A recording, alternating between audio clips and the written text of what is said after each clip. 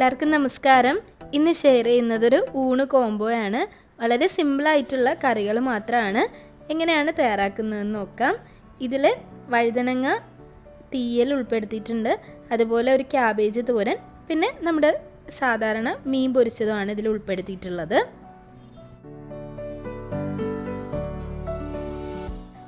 മൂന്ന് വഴുതനങ്ങയാണ് തീയൽ വെക്കാൻ എടുത്തിട്ടുള്ളത്. വഴുതനങ്ങ ആദ്യം നന്നായി കഴുകി വൃത്തിയാക്കിയതിന് ശേഷം ചെറിയ പീസസ് ആയിട്ട് മുറിച്ച് മാറ്റി വയ്ക്കണം.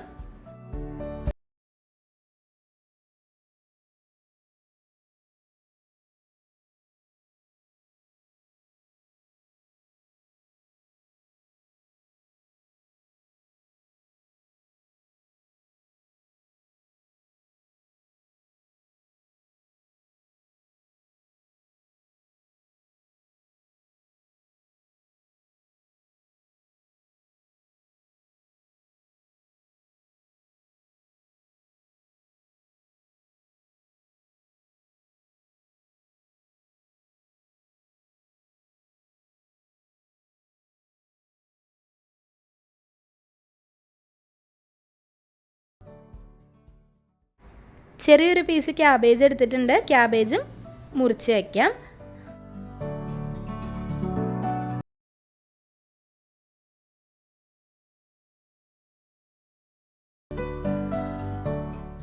തീയലിനും ക്യാബേജിനും തേങ്ങ ആദ്യം തയ്യാറാക്കി വെക്കാം.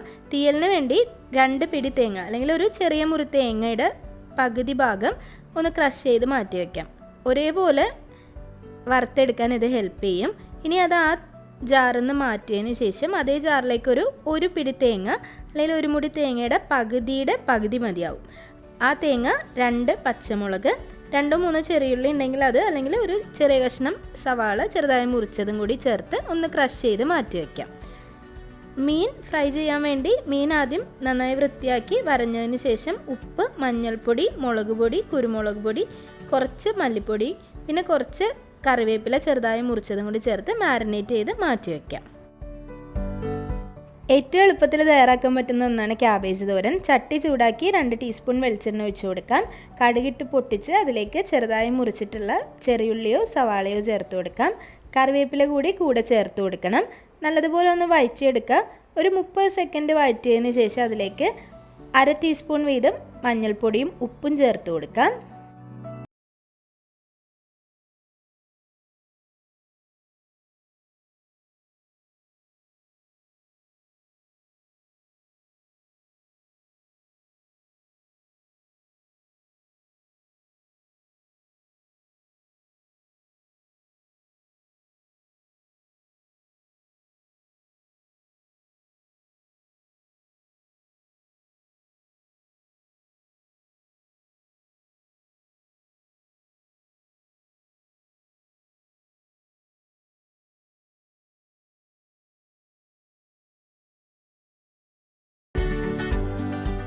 തീ കൂട്ടിയിടണ്ട, വളരെ ചെറിയ തീയിൽ തന്നെ ഒരു 2-3 മിനിറ്റ് ഒന്ന് വെച്ച് കൊടുക്കുക കേട്ടോ. അപ്പോഴേക്കും ഈ ക്യാബേജിന് വേവ് കുറവാണ്, വളരെ പെട്ടെന്ന് തന്നെ വെന്ത് കിട്ടും. ഇങ്ങനെ വെച്ച് കൊടുത്ത് നല്ലതുപോലെ ചൂട് കയറി ആ ഒരു പച്ച സ്മെല്ലൊക്കെ പോയി കഴിയുമ്പോൾ ഇതിലേക്ക് തേങ്ങ ചേർത്ത് കൊടുക്കാം. നേരത്തെ തന്നെ തയ്യാറാക്കി വെച്ചിട്ടുള്ള തേങ്ങയുടെ മിക്സ്, തേങ്ങ, പച്ചമുളക്, ചെറിയുള്ളി മിക്സ് ഇതിലേക്ക് ചേർത്ത് കൊടുക്കാം. നിങ്ങൾക്ക് വേണമെന്നുണ്ടെങ്കിൽ ഒരു 1/2 ടീസ്പൂൺ ജീരകം കൂടി ചേർക്കാം. ചെറിയ ജീരകം കൂടി ചേർത്ത് ഇതൊന്ന് ക്രഷ് ചെയ്തെടുക്കാവുന്നതാണ്. ആ ഒരു ജീരകത്തിൻ്റെ ടേസ്റ്റ് ഇഷ്ടമില്ലാത്തവർക്ക് അത് ഒഴിവാക്കാം. തേങ്ങ ചേർത്ത് കൊടുത്തതിന് ശേഷം മിക്സാക്കി കൊടുക്കുക. അതിന് ശേഷം 2-3 മിനിറ്റ് കൂടി തീയിൽ വെച്ച് കൊടുക്കണം. നല്ല പോലെ ഒരു പച്ചമണമൊക്കെ മാറി നല്ലൊരു മണം വന്നു തുടങ്ങും. അപ്പോൾ നമുക്ക് മനസ്സിലാവും ഇത് തയ്യാറായിട്ടുണ്ടെന്ന്. അല്ലെങ്കിൽ ഒരു പീസ് ഒന്നെടുത്ത് വായിൽ വെച്ച് നോക്കിയാൽ മതി. അപ്പോൾ അറിയാൻ പറ്റും ഇത് വെന്തിട്ടുണ്ടെന്നുള്ളത്. ഒരു ക്യാബേജിൻ്റെ പച്ച സ്മെല്ല്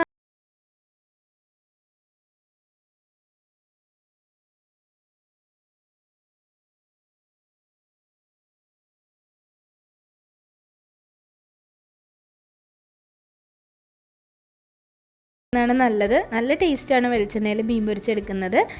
കൂടെ തന്നെ കുറച്ചുകൂടി കറിവേപ്പില കൂടി ഇട്ട് കൊടുത്താൽ നല്ല ടേസ്റ്റ് ഉണ്ടാവും. 2 വശവും മറിച്ചിട്ട് മീൻ വേവിച്ച് കൊടുക്കാം.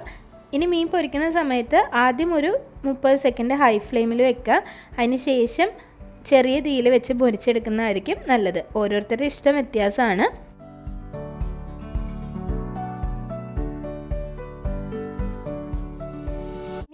ചീനച്ചട്ടിയോ പാനോ എടുത്തതിന് ശേഷം ചൂടാക്കി അതിലേക്ക് 2 ടേബിൾ സ്പൂൺ വെളിച്ചെണ്ണ ഒഴിച്ചു കൊടുക്കുക. ക്രഷ് ചെയ്ത് വെച്ചിട്ടുള്ള തേങ്ങ ചെറിയ ബ്രൗൺ കളർ ആവുന്നിടം വരെ നല്ലതുപോലെ ഒന്ന് വറുത്തെടുക്കുക. വളരെ ഈസി ആയിട്ട് പെട്ടെന്ന് തന്നെ വറുത്ത് കിട്ടും ഇതുപോലെ ക്രഷ് ചെയ്തിടുന്നത് കൊണ്ട്. ആദ്യം ഹൈ ഫ്ലെയിമിൽ തന്നെ വെച്ച് കൊടുക്കാം. ഹൈ ഫ്ലെയിമിൽ വെച്ച് കൊടുക്കുമ്പോൾ തേങ്ങ വെച്ചിട്ട് എവിടേക്കും പോകാൻ പാടില്ല. എല്ലാ സമയവും ഇളക്കി കൊടുത്ത് തന്നെ പെട്ടെന്ന് വറുത്തെടുക്കണം. അല്ലാന്നുണ്ടെങ്കിൽ വളരെ ഈസി ആയിട്ട് കരിഞ്ഞു പോകാനും ചാൻസ് ഉണ്ട്.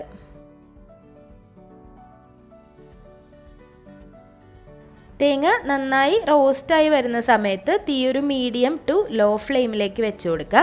എന്നിട്ട് ഇതിലേക്ക് ബാക്കിയുള്ള ഇൻഗ്രീഡിയൻസും കൂടി ചേർത്തിട്ട് വറുത്തെടുക്കാം.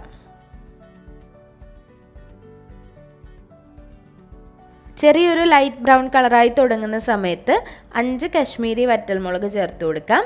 എരിവുള്ള മുളക് ഉപയോഗിക്കുന്നവരാണെങ്കിൽ എരിവുള്ള മുളക് ഇതിലേക്ക് ചേർത്ത് കൊടുക്കാവുന്നതാണ്. ഓരോരുത്തരുടെയും എരിവിനനുസരിച്ച് ചേർത്ത് കൊടുക്കാം. 1 ടേബിൾ സ്പൂൺ മുഴുവനായിട്ടുള്ള മല്ലി ചേർത്ത് കൊടുക്കാം. 3-4 ചെറിയുള്ളി ചെറുതായി അരിഞ്ഞത് ചേർത്ത് കൊടുക്കാം. 1 തണ്ട് കറിവേപ്പില ചേർത്ത് കൊടുക്കാം.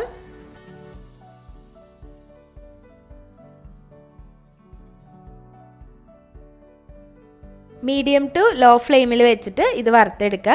ഹൈ ഫ്ലെയിമിൽ വെക്കരുത്. അത്യാവശ്യം വറുത്ത് വരുന്നത് കൊണ്ട് തന്നെ ഇത് പെട്ടെന്ന് തന്നെ കരിഞ്ഞു പോകും.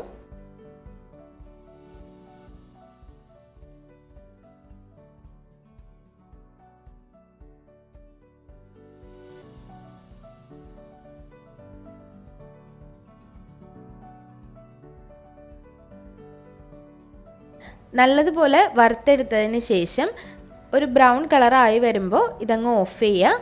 ചെറിയൊരു ബ്രൗൺ കളറായി തുടങ്ങിയപ്പോൾ ഓഫ് ചെയ്തിട്ടുണ്ട്. തീ ഓഫ് ചെയ്തതിന് ശേഷം മാത്രം ഇതിലേക്ക് പൊടികൾ ചേർത്ത് കൊടുക്കുക. 1/2 ടീസ്പൂൺ മഞ്ഞൾപ്പൊടിയും 1 ടീസ്പൂൺ മുളക് പൊടിയാണ് ചേർത്ത് കൊടുത്തിട്ടുള്ളത്. പൊടികൾ ചേർത്ത് ഒന്നങ്ങ് മിക്സ് ചെയ്തെടുത്താൽ മതി. ആ ഒരു തേങ്ങയുടെ ചൂടിൽ പൊടികളുടെ പച്ചമണമെല്ലാം മാറി കിട്ടിക്കോളും.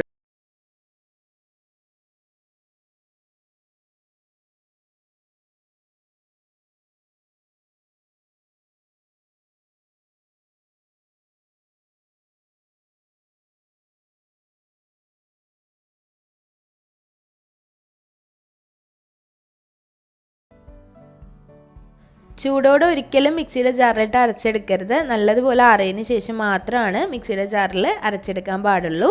ഇതിലേക്ക് 1 കപ്പ് മുതൽ 1.5 കപ്പ് വരെ വെള്ളം ചേർക്കാം.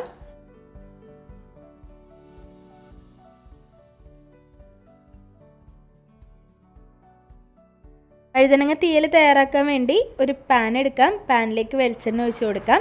വെളിച്ചെണ്ണയിലേക്ക് കറിവേപ്പില, പച്ചമുളക് ചേർത്ത് കൊടുക്കാം. അതിലേക്ക് നേരത്തെ അരിഞ്ഞു വെച്ചിട്ടുള്ള വഴുതനങ്ങ പീസസ് ചേർത്ത് കൊടുത്ത് നല്ലതുപോലെ വഴറ്റിയെടുക്കാം. വെളിച്ചെണ്ണയിൽ വഴുതനങ്ങ പീസ് വഴറ്റിയെടുത്ത് തീയൽ വെച്ചാൽ നല്ല ടേസ്റ്റ് ഉണ്ടാവും. ഒരുപാട് അങ്ങ് വേവിക്കുന്നതിനെക്കാട്ടിലും ഇതുപോലെ വെളിച്ചെണ്ണയിൽ വഴറ്റി എടുത്ത് വേവിക്കുന്നതാണ് നല്ലത്. ഇതിലേക്ക് 1/2 ടീസ്പൂൺ മഞ്ഞൾപ്പൊടി ചേർത്ത് കൊടുക്കാം. 1/4 ടീസ്പൂൺ ഉപ്പ് ചേർത്ത് കൊടുക്കാം.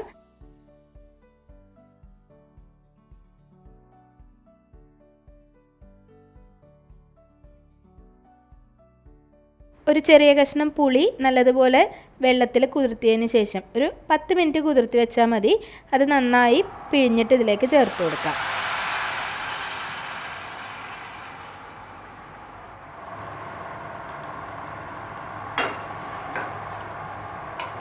ഇതിലേക്ക് തേങ്ങ വറുത്തരച്ചിട്ടുള്ള മിക്സ് കൂടി ചേർത്ത് കൊടുക്കാം.